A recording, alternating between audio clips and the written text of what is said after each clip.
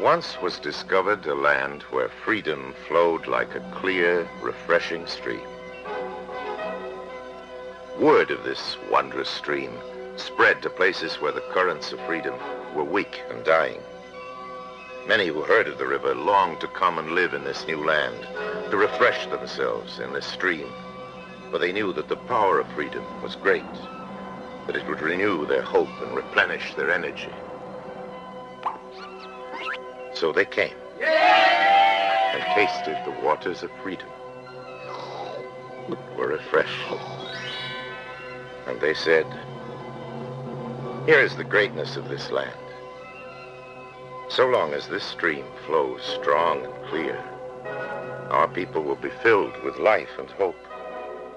Our land will bring forth a vigorous and abundant life. But if these waters cease to flow or lose their clarity, our land will decay and die." The new land prospered. The people tilled the soil and built great cities.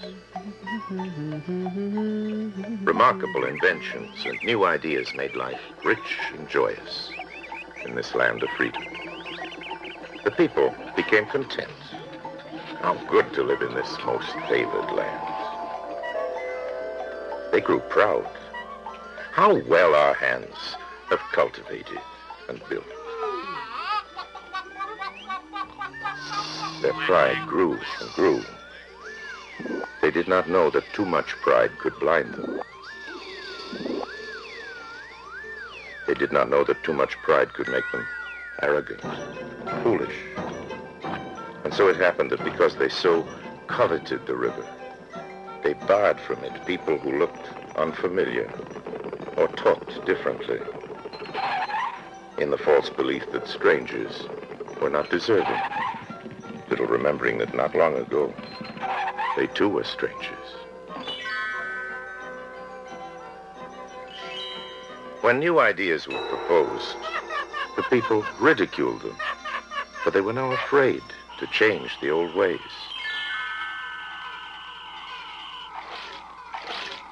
When some among them arose and selfishly took more than their share, the people did not stop them, but instead resolved to do the same.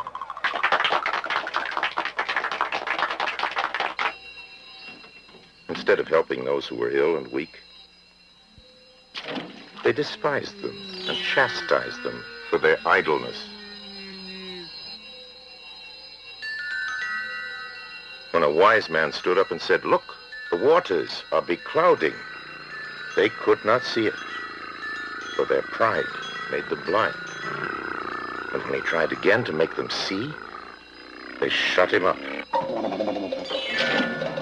For his vision infuriated them. How could they act differently?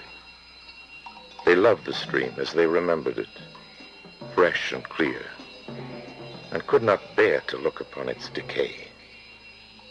When the children, unblinded by old recollection, saw it too, they cried out. But their fathers called them ungrateful and punished them. And even as the river grew weak and muddy, glib leaders said it was strong and clear and must be sent to certain deserving lands. And the people believed them and allowed their precious little fluid to be spilled upon alien soil.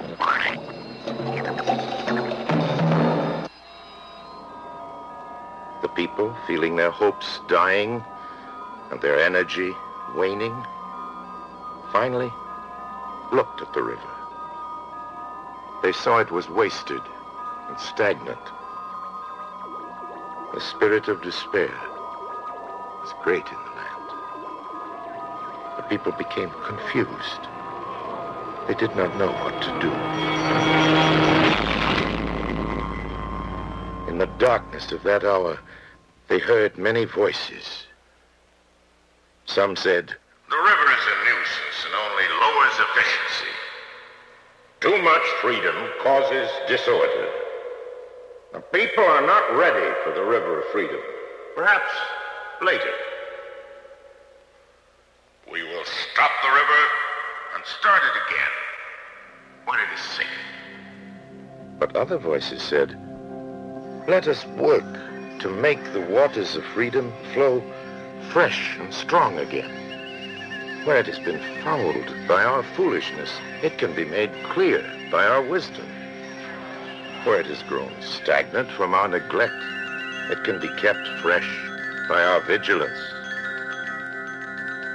And the people listening said, the life or death of the river of freedom is in our hands.